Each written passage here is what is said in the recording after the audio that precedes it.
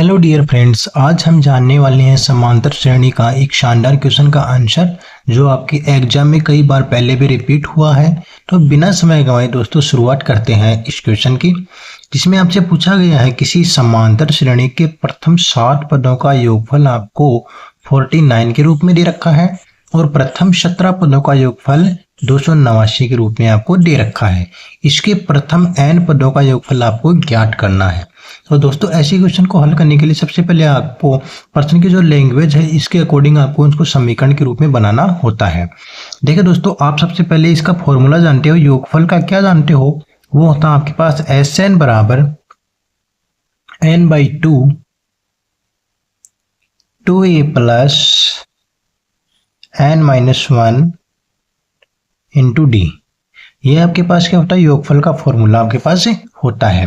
अब आपको दिया गया है कि इसके प्रथम 7 पदों का, अर्थात पहली जो शर्त है आपके पास, जो आपके पास इसकी पहली शर्त है, इसमें n पद, कितने पद दे रखे हैं, 7 पद, प्रथम 7 पदों का, ठीक है ना। n बराबर क्या देखा है, प्रथम 7 पद दे रखे और उनका योगफल अर्थात उसका जो Sn है, जो उनका योग है, वो किसके रूप में दे रखा है, 49 के रूप में दे रखा है। तो आपके पास सबसे पहले आपके पास जो शर्त है उसको आपको पूरा करने के लिए 2 चीजें दे रखी हैं, तो आप इसको फॉर्मूले में अप्लाई कीजिए। जो आपका Sn है वो कितना दे रखा है, 49 दे रखा है। कितना दे रखा है, 49 के रूप में दे रखा है। तो मैंने लिख दिया इसका Sn के रूप में 49। उसके बाद आपको n का मान नहीं पता तो आप इसको ऐसे का ऐसा रख दें, ठीक है पहले। उसके बाद आप देखें 2a, आपको a का मान नहीं पता तो ऐसे का ऐसा रख दें। उसके बाद n आपको नहीं पता तो सेम टू सेम आप इसको ऐसे का ऐसा रखते जाएं। लेकिन उसके बाद आप देखेंगे कि इसने क्या दे रखी है, शर्त में प्रथम 7 पद है, अर्थात जो n का मान है वो आप यहाँ पे अप्लाई कर सकते हो, कितना 7 कर सकते हो।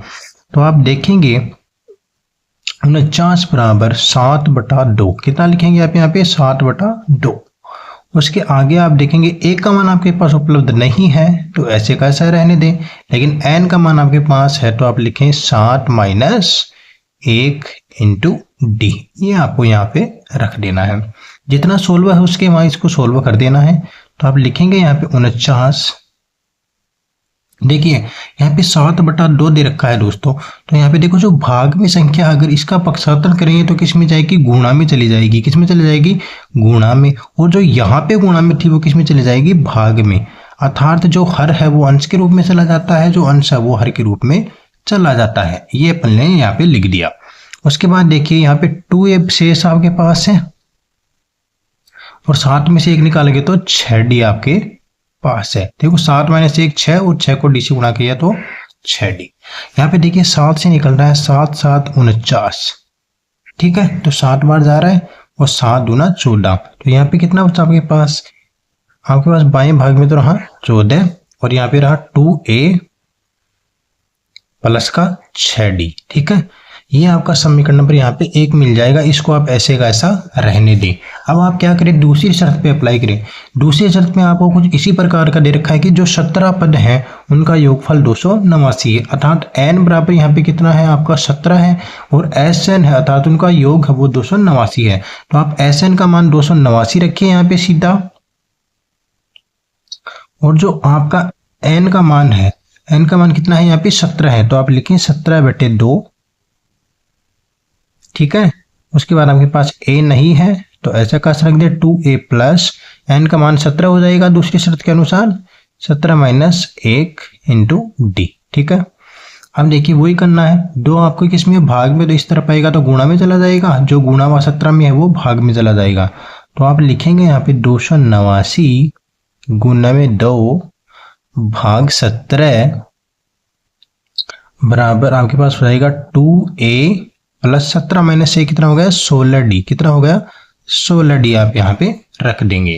देखिए 17 से 17 का वर्ग होता है 289, तो 17 बार निकल जाएगा। ये कितनी बार जाएगा भाग, 17 बार, और 17 दूना 34। तो यहाँ पे रहा आपके पास कितना, 34 बराबर 2a प्लस 16d। ये आपके पास हो गया समीकरण नंबर 2। क्या हो गया, समीकरण नंबर 2 हो गया ये आपके पास। अगर आप देखेंगे समीकरण 1 और समीकरण 2, तो आप किसी भी एक विधि को काम में ले सकते हैं इसको सरल करने के लिए, या तो विलोपन विधि काम में ले सकते हो या प्रतिस्थापन विधि काम में ले सकते हो। जैसे मैं यहाँ पे विलोपन विधि काम लेता हूँ, तो समीकरण नंबर 2 पहले से मैंने लिख रखा है, समीकरण नंबर 1 को यहाँ पे और रख देता हूँ। ठीक है, तो ये हो जाएगा अपना 2a प्लस का 6d। ठीक है, ऐसा मैंने रख दिया किसके लिए, विलोपन विधि के लिए। मैं यहाँ पे देखता हूं कि मेरा जो a का गुणांक है वो पहले से क्या है, समान आ रहा है, मेरे पास क्या आ रहा है, समान आ रहा है। इसलिए मैं क्या कर रहा हूँ, चिन्ह परिवर्तन करता हूँ, सीधा माइनस माइनस और माइनस, क्योंकि तीनों पहले से प्लस में थे। देखो 2 इसे निकल रहा है। ठीक है, 34 में से आप 14 निकालोगे तो 4 - 4 0, 3 - 1 कितना होता है, 2 हो जाएगा। 16 में से 6 निकालोगे तो आपको कितना मिलेगा, 10 मिलेगा। कितना मिलेगा, 10 मिलेगा। ठीक है, यहाँ से देखिए डी का वैल्यू कितना आता है आपके पास, 20 में आपको क्या करना है, अब यहाँ पे 10 का भाग लगा देना है। तो डी का वैल्यू कितना निकल के आपके पास आता है, 2 निकल के आता है। कितना निकल के आता है, 2, क्योंकि 10 दूना 20। तो देखिए डी का वैल्यू आपके पास कितना निकल के आ गया, 2 निकल के आ गया। कितना निकल के आ गया, 2 निकल के आ गया। जब आपके पास d का वैल्यू 2 है तो आप यहाँ पे क्या करेंगे, a की वैल्यू भी यहाँ पे निकाल लेंगे। क्या करेंगे, a की वैल्यू भी यहाँ से निकाल लेंगे। ध्यान रखना, a की वैल्यू निकालने के लिए सबसे पहले आपको जो आपने समीकरण लिए थे 1 व 2, यहाँ पे आपको मान रखने पड़ेंगे। क्या करने पड़ेंगे, मान रखने पड़ेंगे। देखिए समीकरण नंबर आपका जो 1 है या 2 है, इसमें कहीं पे भी आप क्या रखें, d का मान रखें। जैसे देखिए मैं रख के आपको बता देता हूँ, जो अपना समीकरण है ये है, देखिए समीकरण नंबर 1 था 14 बराबर 2a प्लस का 6d। ठीक है, यहाँ पे मेरे पास d का वैल्यू कितना आया, 2 आया, तो मैं यहाँ पे dp का वैल्यू कितना रखूंगा, 2 रख दूंगा। देखो 14 बराबर 2a प्लस 6 गुना में 2, क्योंकि d की वैल्यू कितनी निकाली आपने, 2 निकाल ली। तो आप रखेंगे 14 बराबर 2a प्लस 6 दूना 12। 12 को आप लाएंगे इस तरफ तो किस में आएगा, ये माइनस में, क्योंकि पहले से किस में था, प्लस में था, बराबर 2a। यहाँ से आप देखेंगे 14 माइनस के 12 आपके पास कितना बचेगा, 2 यहाँ पे शेष रह जाएगा। तो आप लिखेंगे यहाँ पे 2 बराबर 2a। ठीक है, आपको वैल्यू किसकी निकालनी है, a की, तो 2 का भाग लगाने के इस तरफ आएगा, तो 2 भाग 2 बराबर 1। कहने का मतलब ये है, 1 का वैल्यू आपके पास कितना निकल के आ गया, 1 निकल के आ गया। कि क्या निकल के आ गया, a निकल के आ गया। तो 1 का वैल्यू आप लिख देंगे यहाँ पे 1। ठीक है, और d का वैल्यू आपके पास कितना है, 2। अब आपसे पूछा गया है, दो समीकरण से आपने a व d तो निकाले, लेकिन अब आपसे पूछ क्या रहा कि प्रथम n पदों का योगफल आपसे पूछा है।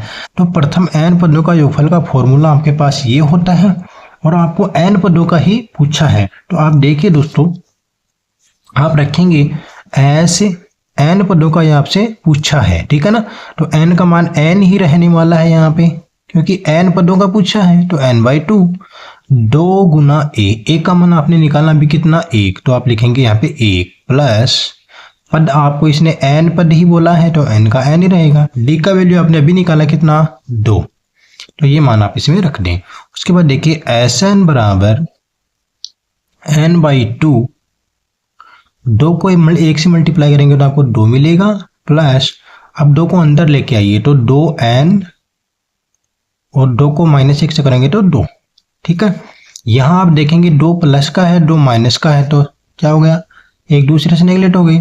अब आप यहाँ पे देखेंगे Sn बराबर n/2, और देखिए पूरा मल्टीप्लाई, केवल क्या बचा है यहाँ पे, 2n बचा है। क्या बचा है, 2n बचा है। यहाँ से आप देखेंगे कि 2 से 2 निकल रहा है, तो Sn का जो वैल्यू है वो कितना बचा, n गुणा n, कहने का मतलब n स्क्वायर, n गुणा n कितना, n स्क्वायर। तो आपसे इस प्रश्न का आंसर कितना मिला, n स्क्वायर, अर्थात प्रथम n पदों का योगफल कितना मिला आपको, n स्क्वायर मिला। फिर से रिपीट कर देता हूं दोस्तों, सबसे पहले आपको प्रथम 7 पदों के योगफल के लिए फॉर्मूला अप्लाई करेंगे, उसके बाद 17 पदों के लिए अप्लाई करेंगे। वहां से आपके पास a का मान मिलेगा और d का मान मिलेगा, इसको आप प्रथम n पदों के योगफल के लिए अप्लाई कर देंगे, तब आपको प्रथम n पदों का योगफल क्या मिलेगा, n स्क्वायर मिलेगा। तो ये तो दोस्तों आज का हमारा क्वेश्चन। आपको आज का वीडियो कैसा लगा कमेंट करके अवश्य बताएं। अगर आपको आज का वीडियो अच्छा लगा हो तो एक प्यारा सा कमेंट अवश्य करें, चैनल को सब्सक्राइब अवश्य कर लें ताकि हमारे अन्य वीडियो भी आप तक ऐसे ही पहुंचते रहें। धन्यवाद।